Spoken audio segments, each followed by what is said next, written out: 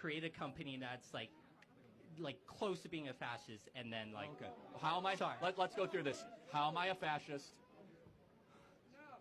Dude, like you. Can you name one thing I believe that's fascist? You believe that like you on. But I'm such a bad fascist. I let the people who disagree in open mic to talk to me for 2 hours uninterrupted. Okay. I'm an awful fascist. I'm more like a free speech liberal of the 1970s, not a fascist. But I just want to say Turning Point USA is a evil company that was funded by thousands of fracking companies, and that just... No, it's not thousands, but we do have some frackers that give us money. But yeah, and then all it is making the rich more rich. Fascism to fracking. That's all it is. That's all it is. Okay, again, I'm happy to have a debate. I can see you're getting kind of fired up. I'm sorry. So, but why are we evil? Like, we're having a nice discussion. Because all of a sudden you're calling me like because a fascist. It seems like you just want the rich get even more rich. Like, we haven't talked about the rich at all. I mean, so you don't even know my positions on this stuff at all. And by the way, just so we're clear, the wealthiest counties in the country all vote for Democrats. You know that, right?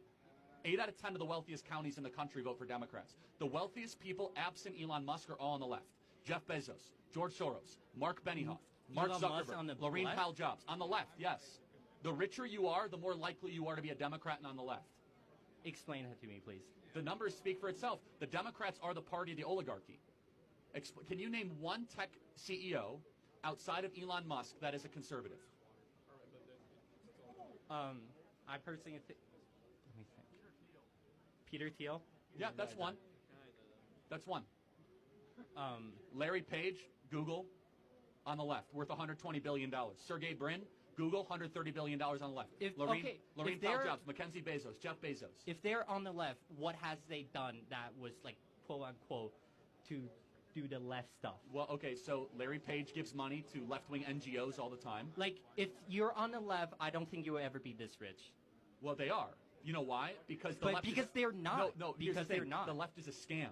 The left uses How is this? Let me tell you why. It's a good question, actually. The left uses people like you that think that, oh, we're going to fight the rich. Well, they protect their oligarchy. While you guys have to keep on working hard and never own anything, when we conservatives are the ones that actually want to restore the American middle class and bring jobs back to this country. How would you restore? Let me finish. Let me finish. The left uses people like you every day, and they use people on you by the trans thing, the abortion thing. Keep voting for us because the fascists are going to take your rights away. When who's funding the left? The richest people. George Soros. Do you know who George Soros is?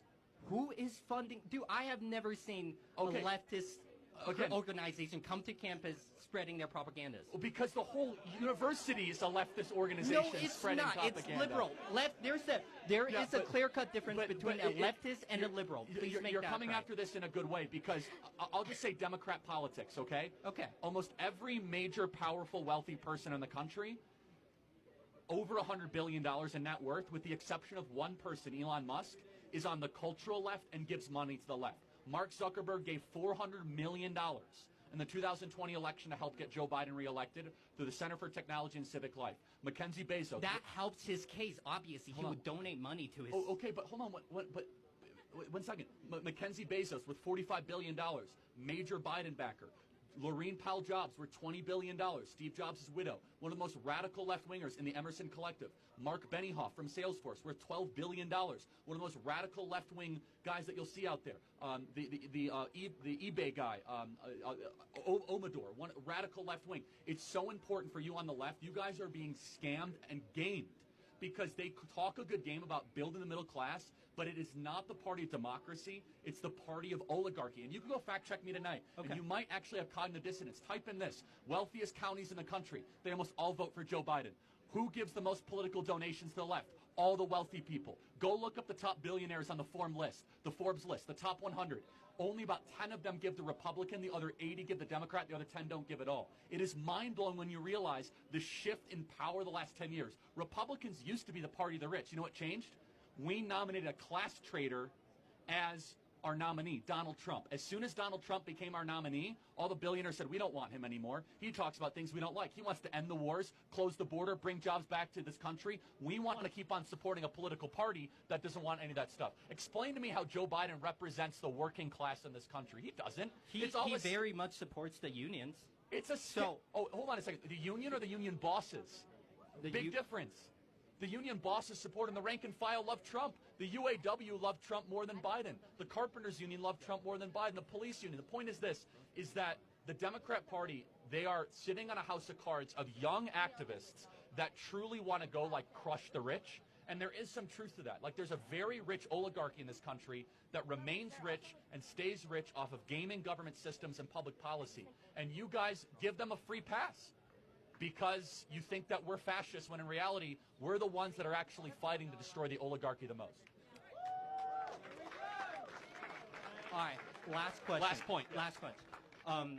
Let's say, so you do want to fight for the American middle class, and that's how? my yes. Okay, that's how does freer the market like helps with the middle again, class?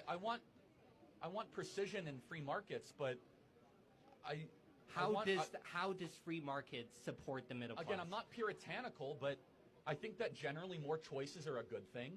I think that generally supporting entrepreneurs is positive, but I think that mass immigration is really bad for American workers. There's no mass immigration. Well, first of all, how many people are... Wow. Well, you're right. There is mass invasion, but how many people are coming across the southern border every day? I don't know, but like... No, I'm actually genuinely curious. Can you guess? Okay. On what time frame? Every day. Every day? 500? Yeah. It's at its low point, it's at 10,000 right now. It was 15,000 last month. So what is that annualized? Let's play that out. A lot. Yeah, that's a lot. Yeah. That's mass immigration, right? How many green cards do we give out every year? Probably a lot. Yeah, a lot. About 1.2 million, well, right? What's wrong with giving out green cards? I'm not saying anything wrong. No, you said there's no mass migration. So I'm just trying to tell you, we do have mass migration, right? We have 3 million on the southern border, and then we have 1 million green cards, right? That's 4 million a year, right? Which is basically bigger than most U.S. states. Now, everything comes with a cost. When you have mass migration, you're going to get lower wages. But that means you're going to disenfranchise American workers. What, are you studying computer science? Yeah, I am. Okay, so you're an American born, I'm guessing, American raised? I don't want to assume. I wasn't, but okay. I moved to the U.S. Okay, well, you're an American now, I guess. I don't know, maybe. Yeah, or I you're am. Student visa? Okay, you're going to now have to compete.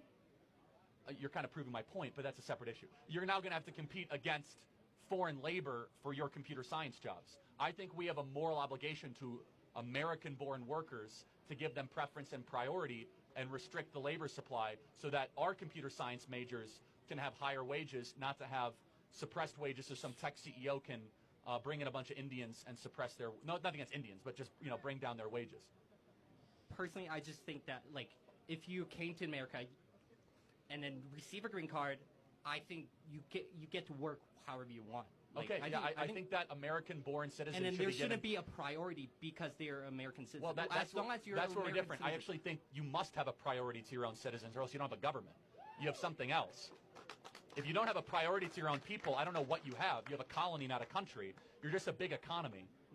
And that's fine if that's your position. By the way, your position is held by the ruling elite, where I think that we should have a country, not just a colony, where the American-born citizens should be given preference over foreigners. Nothing against foreigners. I think they're nice people, but the Americans should be given first preference. And by the way, any sane country believes that. We're like the only country in the world that says, and certain European countries, come on in and take whatever you want.